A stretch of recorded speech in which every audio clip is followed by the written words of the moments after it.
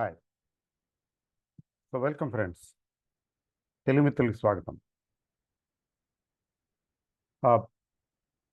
ఈ welcome to Saturday special. అయితే Saturday స్పెషల్కి ఉన్నటువంటి ప్రత్యేకత ఏంటంటే నెక్స్ట్ వీక్ మంత్లీ సెటిల్మెంట్ ఉంది. Right. Next week monthly settlement ఉంది కాబట్టి మార్కెట్ ఎలా ఉంటుంది, సెటిల్మెంట్ వీక్ చెప్పాలంటే సెటిల్మెంట్ మంత్లో settlement week, Nifty bank Nifty తర్వాత స్టాక్స్ అన్నీ కూడా ఈ వీక్లో క్లోజ్ అవుతాయి. ఈ జూన్ సిరీస్ అయిపోతుంది, జూలై సిరీస్ స్టార్ట్ అవుతుంది. ఈ నేపథ్యంలో మార్కెట్ పరిస్థితి జూలై మనకు తెలిసిన విషయమే కదా.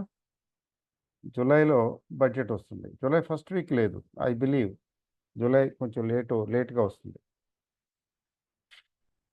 మరి బడ్జెట్ మంత్ జూలైకి వచ్చాము అంటే బడ్జెట్ మంత్కి వచ్చాము అనమాట. ఈలోగా ఏం జరిగింది అంటే జరిగింది కదా, అందరికీ తెలిసిందే.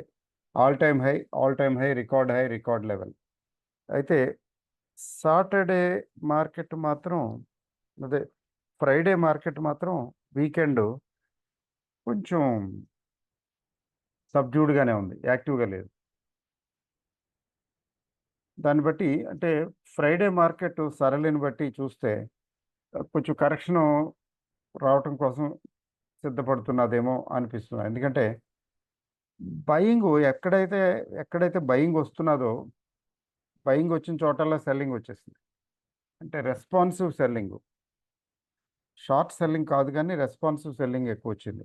అంటే వీళ్ళు కొనేవాళ్ళు కొంటుంటే ఈలోగా అమ్మేవాళ్ళు అమ్ముతున్నారు. అందుకని పైకి కిందకి mostly doji kind of formations వచ్చాయి, వీక్లీ కానీ డైలీ కానీ. అది కూడా very long wick with very long wick. Upper wick very long, lower wick very long. అంటే వెరీ లాంగ్ విక్స్ రావటం అంటే అర్థం ఏంటంటే both sides there was buying support and there was also selling pressure. Buying support ఉంది, selling pressure ఉంది, రెండు ఉందన్నమాట. Sellers buyers equally అగ్రెసివ్గా ఉండటం మూలన పైకి వెళ్ళలేక కిందకి దిగలేక అక్కడే తటస్థ వైఖరిని అవలంబిస్తున్నది అని అర్థం. సో ఇది పరిస్థితి, ఇక్కడ పరిస్థితి. మరి నిఫ్టీ బ్యాంక్ నిఫ్టీ కొద్దిగా భిన్నంగా కనపడుతున్నాయి వీక్లీ చార్ట్లో. ఎట్లా అంటే నిఫ్టీలో అంత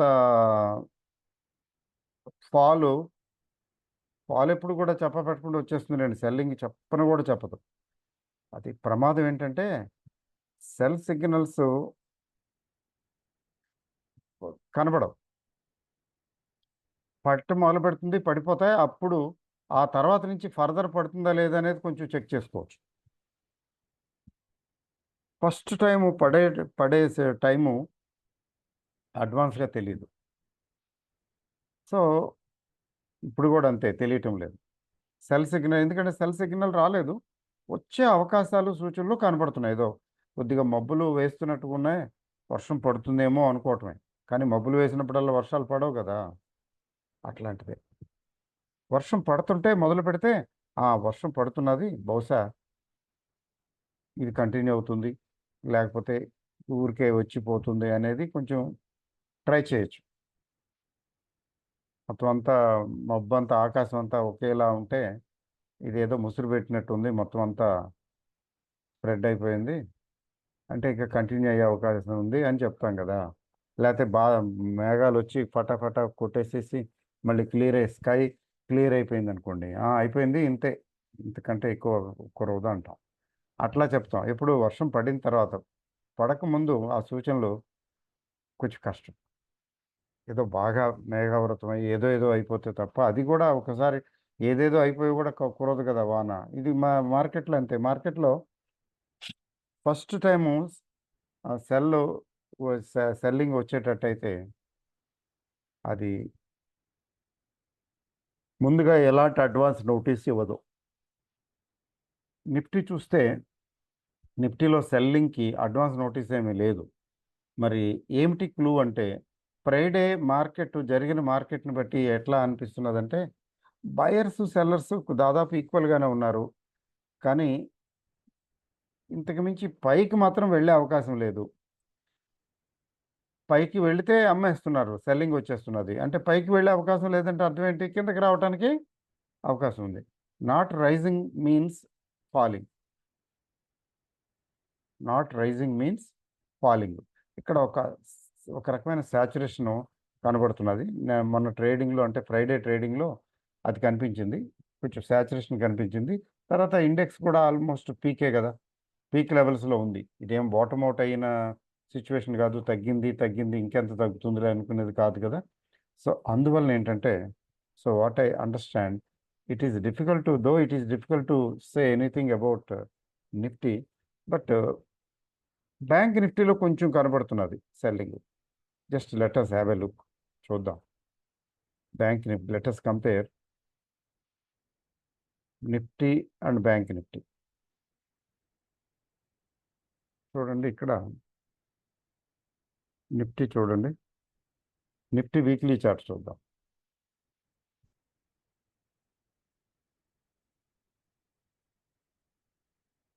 చూడండి నిఫ్టీ వీక్లీ.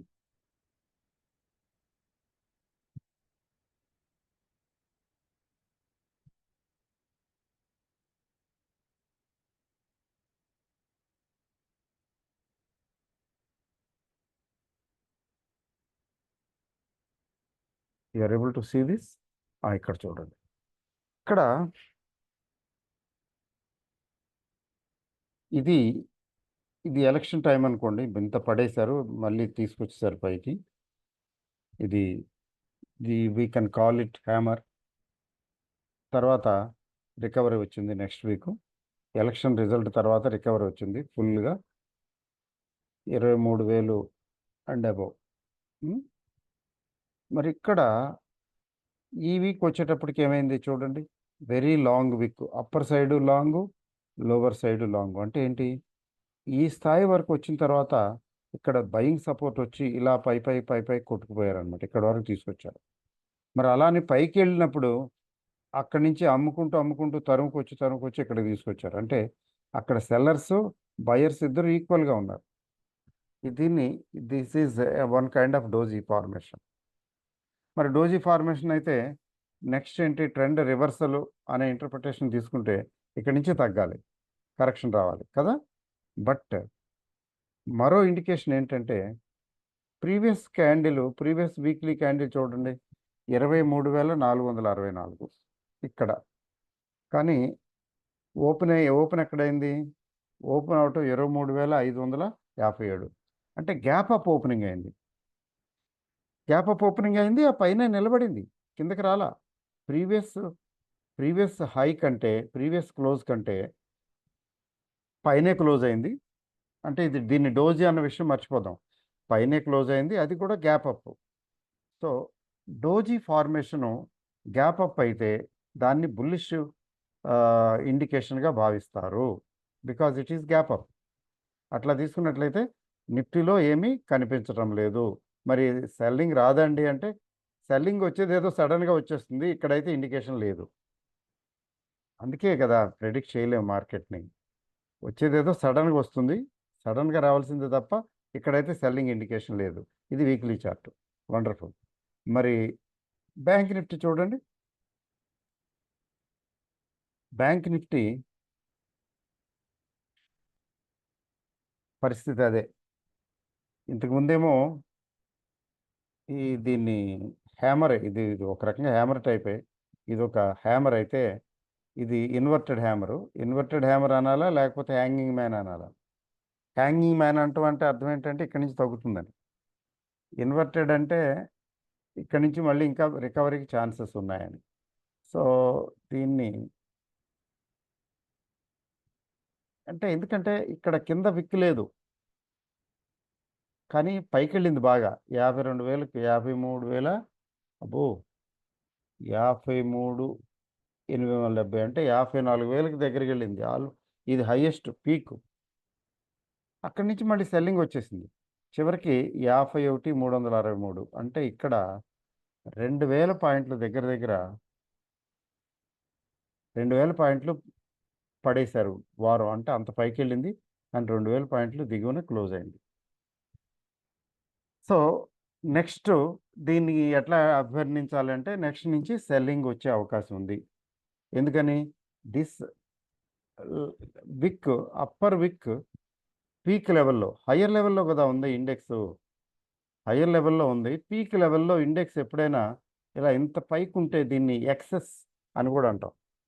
ఈ ఎక్సెస్ అనేది దీనివల్ల ఏంటంటే నెక్స్ట్ వచ్చే క్యాండిల్ దీనికన్నా దిగువనే ప్రిఫరబుల్లీ రెడ్ క్యాండిల్ వచ్చే అవకాశం ఉంది. కాబట్టి బ్యాంక్ నిఫ్టీని తీసుకున్నట్లయితే ఇక్కడ పెద్ద బ్యాంకు ఇదేమీ గ్యాప్ అప్ కనిపించడం లేదు అంతగా. సో బ్యాంక్ నిఫ్టీని తీసుకున్నట్లయితే బేరిష్ ఇండికేషన్స్ కనబడుతున్నాయి. నెక్స్ట్ ఇందులో సెల్లింగ్ రావచ్చు అని కనబడుతున్నది, నిఫ్టీలో కనిపించడం లేదు. అయితే దానికి ఫర్దరు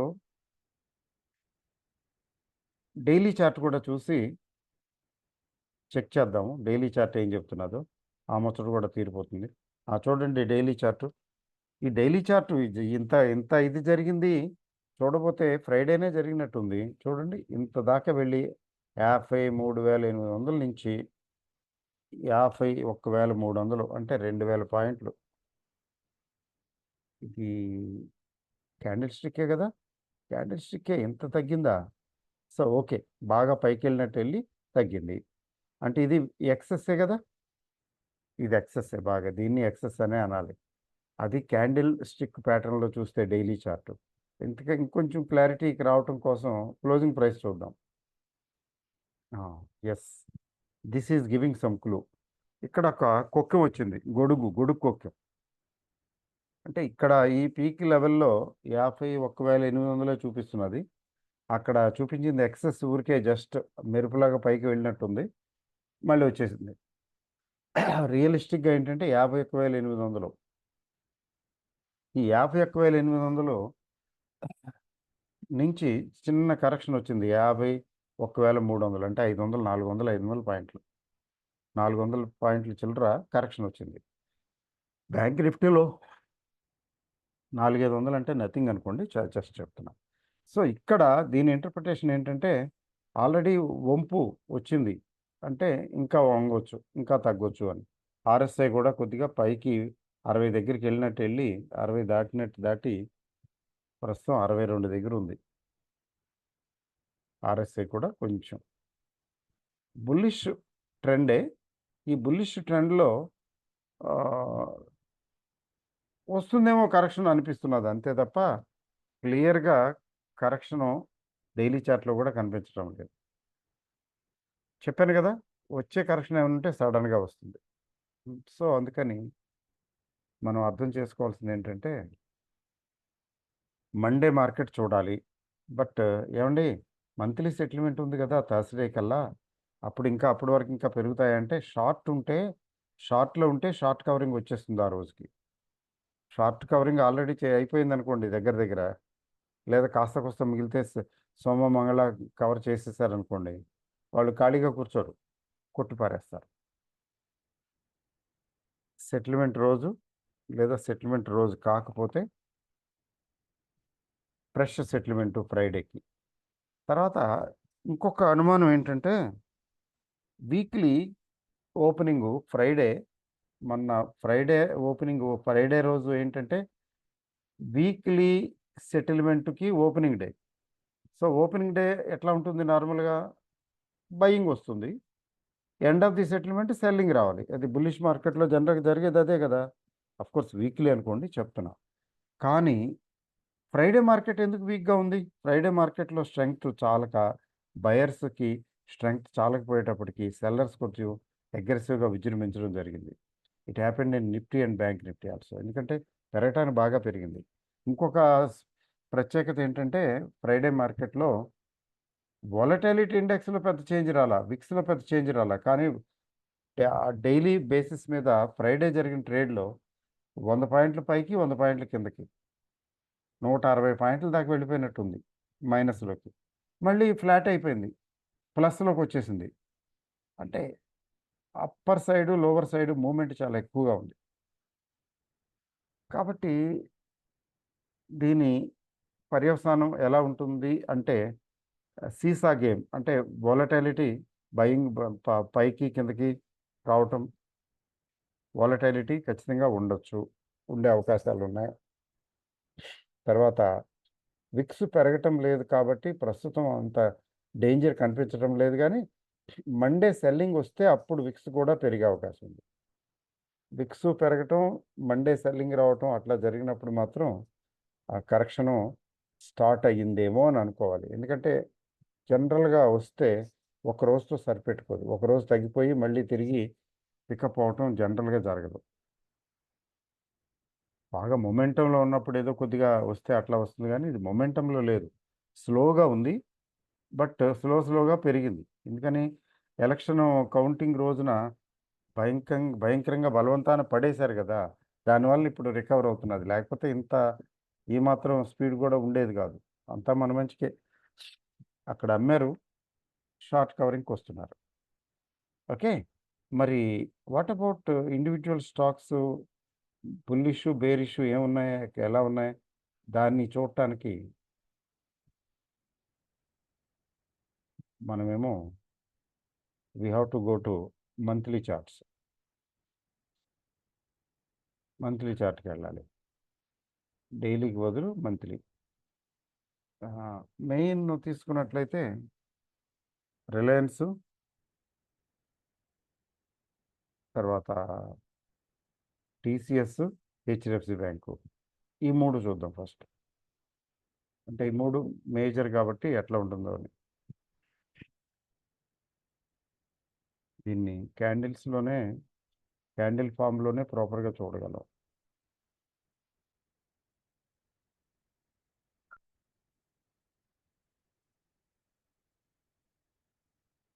చూడండి, రిలయన్స్ గత 4 నెలల్లో ఎక్కడున్నావు గొంగళి అంటే, నేనా వేసిన చోటే ఉన్నాను అంటున్నది. 5 నెలలు, లాస్ట్ 5 మంత్స్లో ఏ మూమెంట్ లేదు. 3000, 2800, 2800 లో, అంతేనండి. 2850 అది కూడా. హైయెస్ట్ 3000 అయితే, హైయెస్ట్ 3000 కూడా వెళ్ళలేదండి. 29 ప్లస్ 3 వేసుకోండి, 28 ప్లస్ 3000 అంటే 150 పాయింట్స్ రేంజ్లో గత 5 నెలల నుంచి నడుస్తున్నది. అంటే ఇది ఉపద్రవానికే, పైకో కిందకో కానీ గట్టిగా వెళ్ళిపోతుంది. ఎప్పుడు వెళ్తుందో తెలియదు, పైకో కిందకో తెలీదు, రేంజ్లో ఉంది, ప్యూర్ రేంజ్. మరి టీసీఎస్ అయితే పెద్దగా ఏమీ పలకలేదు, కొద్దిగా మధ్యన కరెక్షన్, కొద్దిగా ఇంప్రూవ్మెంట్ వచ్చినట్టు వచ్చింది, కానీ బట్ సెల్లింగ్ ఉంది ఇందులో. చూడండి, లాస్ట్ 3 మంత్స్, ఈ నెల వదిలేస్తే అంతకుముందు 3 నెలలు డౌనే కదా. పోనీ ఈ నెల కొద్దిగా రికవర్ అయింది, కానీ బాగా రికవర్ అయిందా అంటే అది లేదు, అంత గొప్పగా రికవర్ అవ్వలేదు, కొద్దిగా ఓకే. తర్వాత మరి బ్యాంక్స్లో తీసుకుంటే హెచ్డిఎఫ్సి బ్యాంక్. ఈ హెచ్డిఎఫ్సి బ్యాంక్ చూడండి, గ్యాప్ అప్, ఒకటి గ్యాప్ అప్, 2 బుల్లిష్. అంటే డోజీ టైప్గా ఉంది కదండి. అంటే డోజీ టైప్గానే ఉంది, కానీ గ్యాప్ అప్ కదా, అందుకని బుల్లిష్ అని అనుకోవాలి.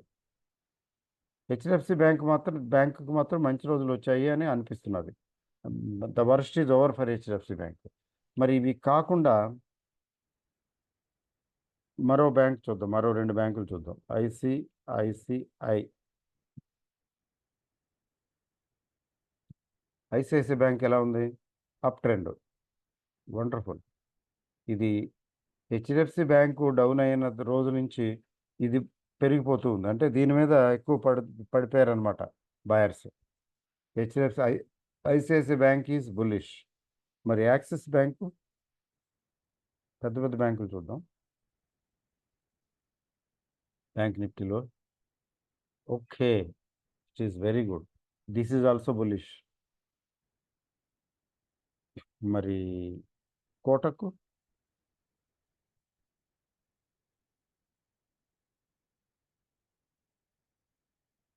బుల్లిష్, ఎందుకంటే doji on the higher side, gap of doji, ఇది బాగానే ఉంది.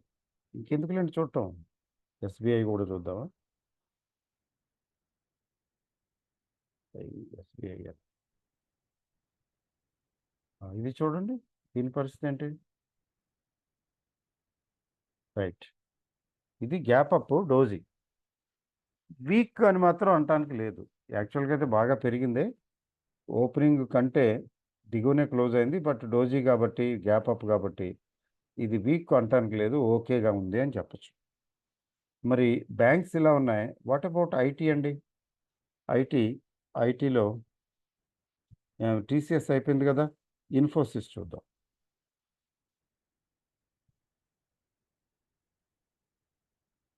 Infosys is bullish.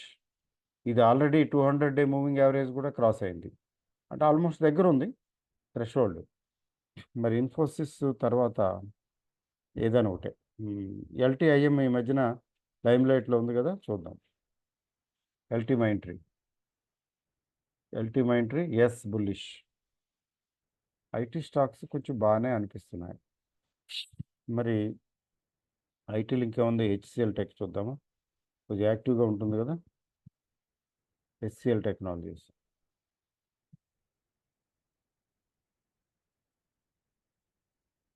Yes bullish. చాలండి.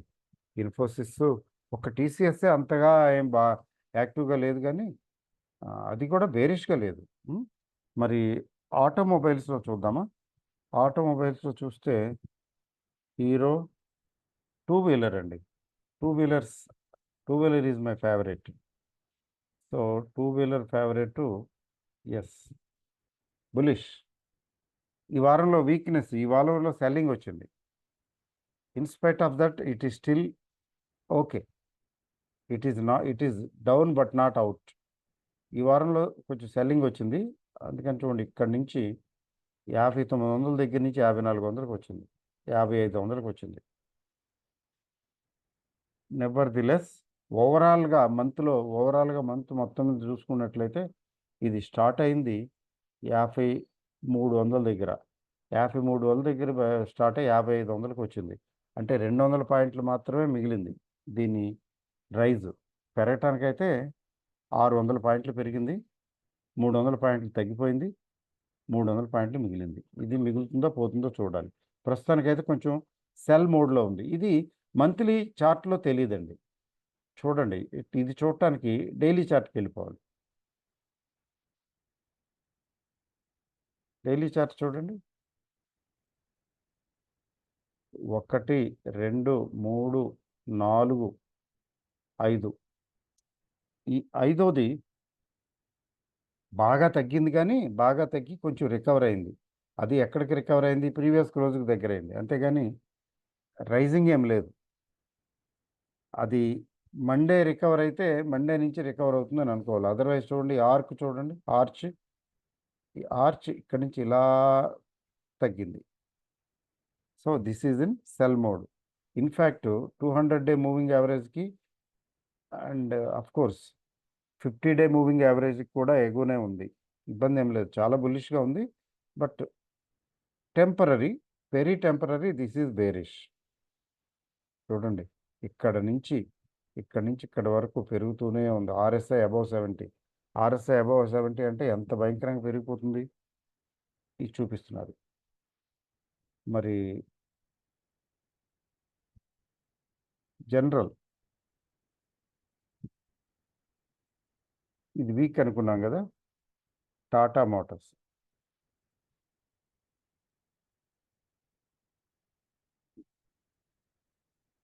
మోటార్స్ డైలీ తీసుకున్నట్లయితే బ్రహ్మాండమైన బుల్లిష్ ఎన్గల్ఫింగ్ చాలా పెద్ద క్యాండిల్ వచ్చింది, బిగ్ రికవరీ. బట్ 50-డే మూవింగ్ యావరేజ్కి దగ్గరలో ఉంది. ఇదే మంత్లీ చూస్తే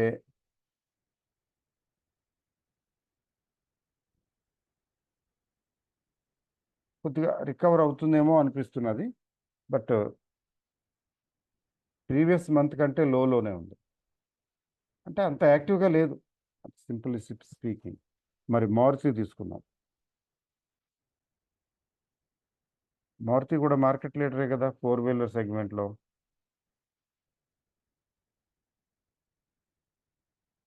Maruti is down, of course not out. 1 2 3 ఈ 3 నెలలు పర్వాలేదు, కానీ లాస్ట్ 2 months, ఈ నెల కిందటి నెల down. It's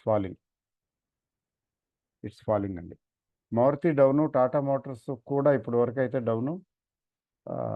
hero Moto Corp కూడా సెల్లింగ్లోకి వచ్చింది. ఇంకోటి టూ వీలర్ సెగ్మెంట్లో టీవీఎస్ మోటార్స్ చూద్దామా. TVS motor company. Okay, monthly chart అయితే మాత్రం చాలా బుల్లిష్గా ఉంది. డైలీ కూడా చెక్ చేస్తే ఒక ఐడియా వస్తుంది. డైలీ మాత్రం వీక్గానే ఉంది. వీక్ మోడ్లోకి వచ్చింది. But fundamentally very good company అండి. Very good company. ఏదో వన్ ఫైన్ డే ఇది నేను అనుకోవటం నిఫ్టీ 50 స్టాక్ అయిపోతుంది one fine day. No wonder.